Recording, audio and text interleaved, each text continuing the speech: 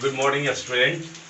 Hope you all are very well, and you might have gone through the topic which I have taught you. Once again, I am teaching you the same topic, that is trigonometry, in which now today I will teach you how to solve problem related to t ratios. Solving the problem related to t ratios, you will have to apply, you will have to follow particular formulas, not formula, basically I should say that you must follow some norms here. मेरे कहने का ये मतलब है कि T ratio से related जितने भी आप क्वेश्चंस बनाएंगे उसमें कुछ इसको बनाने में थोड़ी सी सावधानियां रखनी है। यदि आप इसको अच्छी तरह से बना लेते हैं तो किसी भी बुक का प्रॉब्लम यदि आपके पास आता है, आर डी शर्मा हो, एनसीईआरटी हो, आर एस अग्रवाल हो, जो भी बुक हो, तो आप उससे वो बना सकते हैं। तो देखिए कैसे बनाया जाए। एक बहुत जैसे मान लिया कि साइन ए इक्वल टू कुछ भी है, मान लीजिए 5/7 एक मतलब दिया हुआ, तो आप ये डायरेक्टली इसको नहीं ले सकते हैं कि p equal to 5 and h equal to 7। चूंकि ये 5/7 जो रेशियो में है, इसलिए इसको लेने का तरीका है, इसको लिखेंगे हम रेशियो में, इसलिए इसको लिखेंगे लेफ्ट। उसके पहले जो हम लिखेंगे वो भी देखिए आप लिखेंगे since 5/7 is in ratio, so left p equal to 5k, h equal to 7k, where k is positive और कांस्टेंट। ये तो मैंने आपको तरीका बताया, ये लिखने का तरीका होगा। इसी बात को एक मैं प्रश्न लेके आपको बतलाता हूँ, आप उसको देखिए और बनाने का कोशिश कीजिए। मैं समझता हूँ कोई भी क्वेश्चंस आपसे छूटने वाला नहीं है, सारे के सारे क्वेश्चंस आप बहुत आसान ढंग से आप बताएंगे। देखिए, now student, you see, I have taken one question.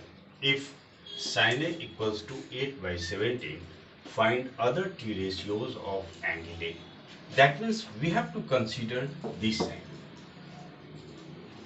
What I feel that by drawing figure it is not must. But if you wish, you can also draw. Now, I am going to make you understand how you will solve this. Before that, what you have to write? You have to mention, you must see. Solution.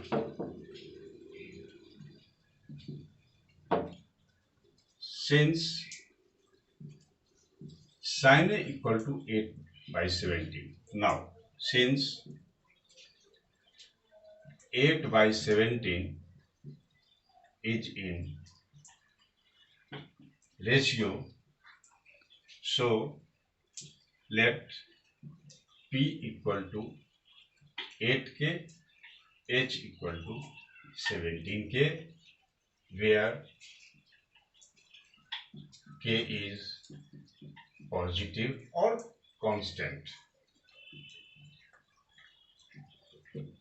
Now, अब हम लोग के पास p मालूम है, h मालूम है, तो Pythagoras theorem का प्रयोग करते हैं। Using Pythagoras theorem, we have h square p square plus b square. This implies, देखिए h का यहाँ कितना वैल्यू है 17k, 17k का स्क्वायर किया, p का देखिए कितना वैल्यू है 8k, 8k का स्क्वायर किया, और b स्क्वायर को हम ऐसे ही छोड़ देते हैं। इसको सॉल्व करते हैं, देखिए 289 के स्क्वायर इक्वल टू 64 के स्क्वायर प्लस बी स्क्वायर, ये हुआ। अब देखिए इस क्वेश्चन को हम सॉल्व करते हैं।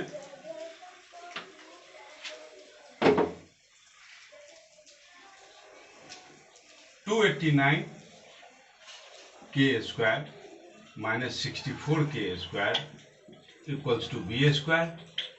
This implies eight b square equals to 9 में से 4 जाएगा, देखिए 5 हो जाएगा, 225 के square. This implies eight b equal to root under 225 के स्क्वायर इक्वल टू 15 के। अब देखिए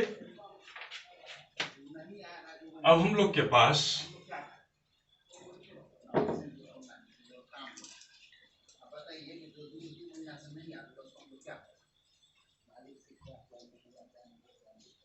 ये सारा का सारा वैल्यू आ गया, लिख डालते हैं। अगर हम लिख लेते हैं तो हमको सुविधा होगी, सारा का सारा वैल्यू एक जगह हम लोग लिख डालेंगे। जैसे आप देखिए कि P का मान 8 के है, H का मान 17 के है और B का मान मेरा 15 के हो गया। अब अदर टी रेशियो जैसे sin A का वैल्यू दिया हुआ है, तो सिर्फ अब हमारे पास बचे 5 और निकालना, cos A, tan A, cosec A, sec A और cot A, इसी का मान। तो आप हम देखिए बतलाते हैं। अब जैसे देखिए cos A,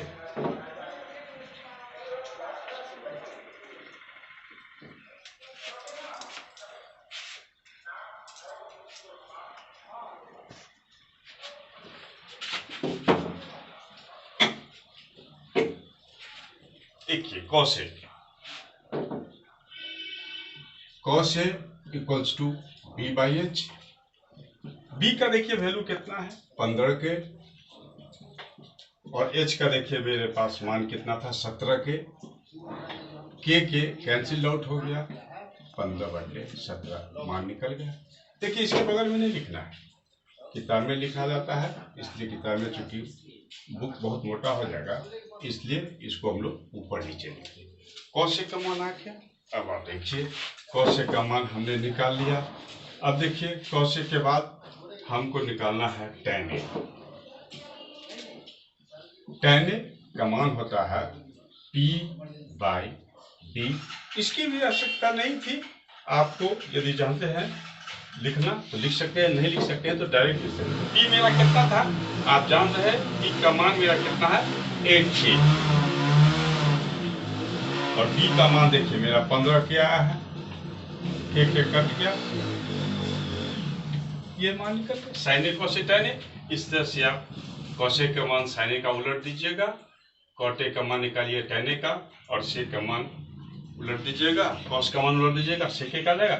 इस तरह से ये सवाल आपका एक सवाल कंप्लीट हो गया। आप इसी ढंग से बना सकते हैं। एक बहुत ही इंपॉर्टेंट चीज जो मैं आपको बताने जा रहा हूँ, वो इस चीज को गौर से आपको देखने की आवश्यकता है।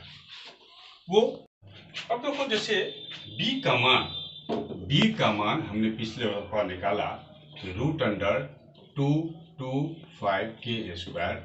तो इसका वैल्यू जैसे रूट में निकालते हैं, जैसे बी स्क्वायर का मान इतना था, पहले नहीं देखो एक बार फिर से देखते हैं हम लोग क्या लिखते हैं। पहले देखो बी स्क्वायर इक्वल टू 225 के स्क्वायर, एक तरफ का स्क्वायर हटाते हैं तो दूसरे तरफ रूट हम लोग लगाते हैं, लेकिन उसके पहले प्लस और माइनस दोनों का चिन्ह हटाते हैं।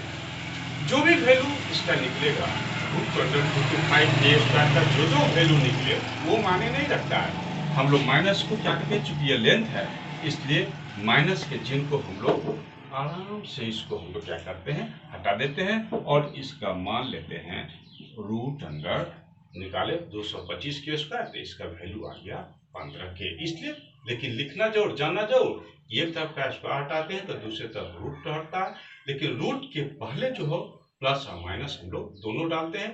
चूंकि ये लेंथ है इसलिए length is always positive, that's why we demolish negative symbol.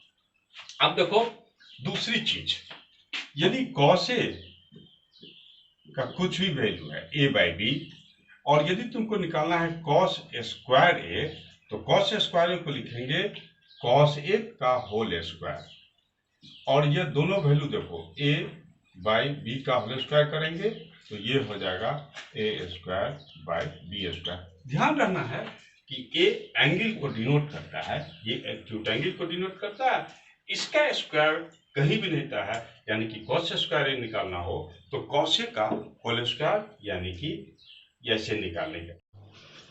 अब देखो दूसरा सवाल हम लेते हैं। चूंकि पहला सवाल बहुत आसान था तो यह है सवाल जो है cos theta equals to 0.6 so that 5 sin theta minus 3 tan theta equals to 0। इसे घबराना नहीं है, इसमें भी तुमको क्या मान निकालना है, sin थीटा का मान निकालना है, tan थीटा का मान निकालना है, इस पर सेट कर देना है, देखना तुमको 0 आ जाएगा।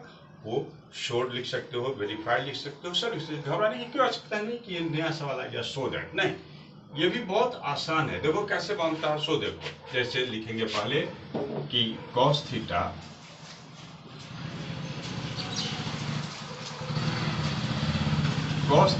इक्वल टू 0.6, इस 0.6 को तो हम लिख सकते हैं 6/10। अब देखो फिर देखो cos थीटा इक्वल टू 6/10 लिखेंगे, सिंस यहीं पर तुम लिख लो b/h, लिखने since 6/10 is in ratio,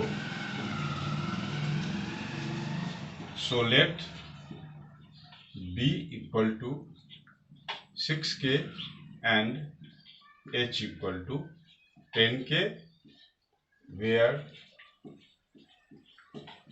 k is positive or constant. Using Pythagoras theorem, we have h square equal to p square plus b square, 10k whole square equal to 6k whole square plus, देखो b का वैल्यू है यहाँ 6k, p square 100k square minus 36k square equals to p square. इस तरह से तुम्हारा p का मान निकालेगा, 100 में से 36 जाएगा, 64 बच जाएगा। 64 का हम यदि रूट निकालेंगे तो प्लस माइनस भी आ जाएगा 8k, लेकिन हम लोग लेंगे 8k। अब देखो फिर तुम्हारा यहाँ निकल गया b का मान 6k, h का मान 10k और p का मान 8k आ गया। अब देखो आगे बताते हैं।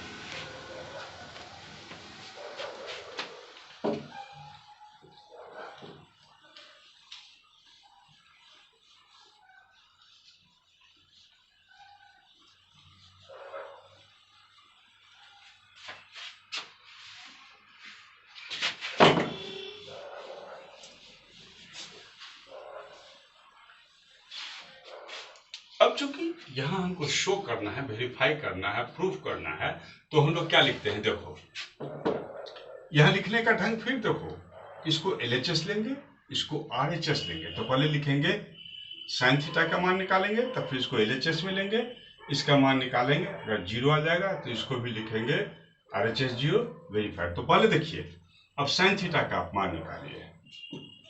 साइन थीटा आपका होता है p/h, p का मान कितना था, 8k था,